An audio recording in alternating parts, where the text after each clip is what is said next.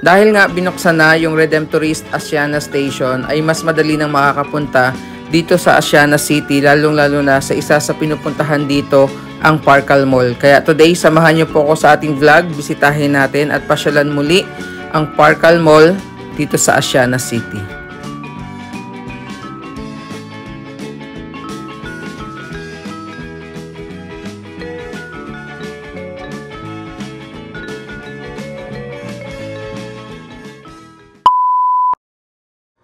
So kakababa lang natin ng tren dito sa Redemptorist Asiana Station at napatambay muna ako saglit dahil napakaganda pala ng sunset dito. So today po ay papasyal tayo dito sa Asiana City. Bibisitahin natin muli yung Parcal Mall.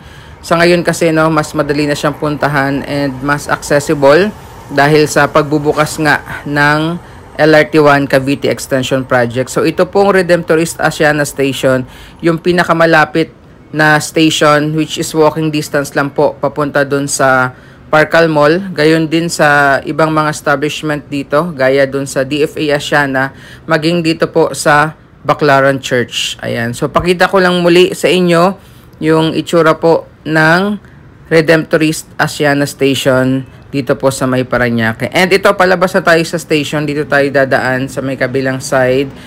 Dahil ang tumbok na niya is Asiana City. So yung Bradco Avenue, papunta po doon sa Parcal Mall. So lakad muna tayo. And masarap maglakad ng ganitong oras dito dahil hindi na po mainit. Few minutes lang po na lakad mula doon sa station ay mararating nyo na po ang Parcal Mall. So andito na nga tayo sa loob. And timing din yung pagbalik and pagpasyal natin ulit dito dahil papailawan mamaya yung kanilang giant Christmas tree dito.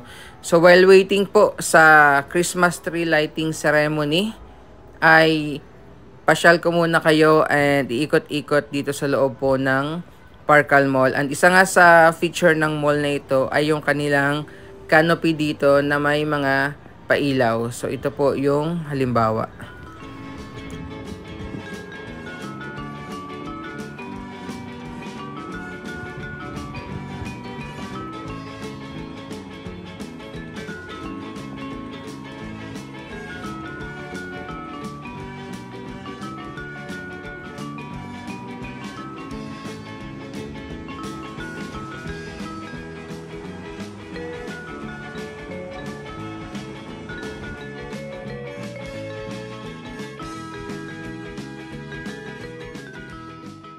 So habang hinihintay nga natin yung pailaw ng giant Christmas tree, ay pumunta muna tayo dito sa dulong bahagi ng Parcal kung saan may makikita kayo dito na dalawang court. Ito sa may left side, wala lang tao ngayon. And ito rin merong isa sa may right side. Yung pinaka-itsura nung likuran is somehow similar din doon sa pinakaharap nitong Parcal Mall. And ito na nga, so may Christmas pailaw na rin sila dito sa kanilang canopy. And aakyat tayo dyan mamaya sa taas para makita naman natin yung view facing Manila Bay area. And ito na nga yung bubungad sa atin. Tingnan nyo naman po yung napakagandang kulay ng kalangitan. Nakaka-relax at napakagandang pagmasdan.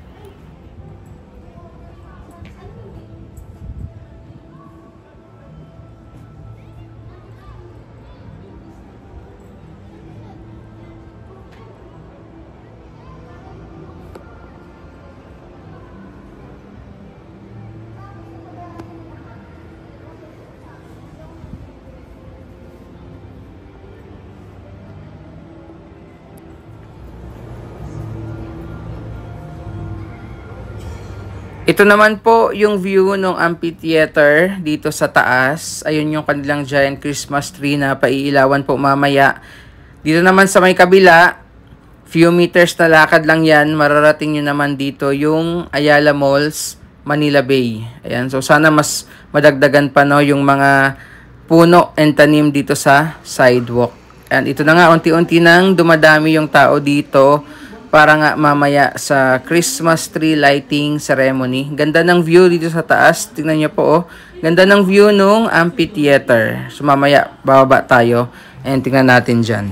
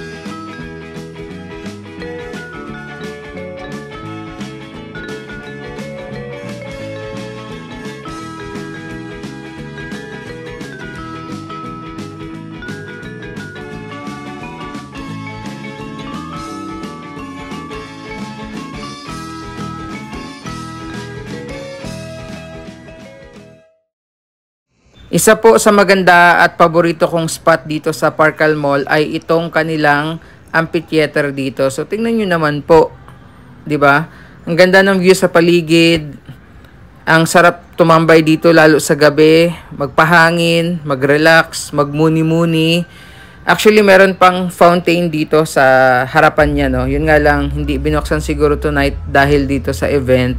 Pero tingnan nyo naman, talagang marerelax kayo, no. Kung pagod kayo sa trabaho and gusto niyo mag-relax and unwind, no. Magandang spot itong amphitheater nila dito. Okay, so dahil nga doon sa pagbubukas ng LRT1 Cavite Extension Project Phase 1, lalong-lalo na itong Redemptorist Asiana Station, madali niyo na pong mapuntahan ito, lalo pa na walang public transpo papunta dito aside doon sa mga carousel buses na dumadaan sa harapan po nitong Parkal Mall. Pero other than that, wala na po.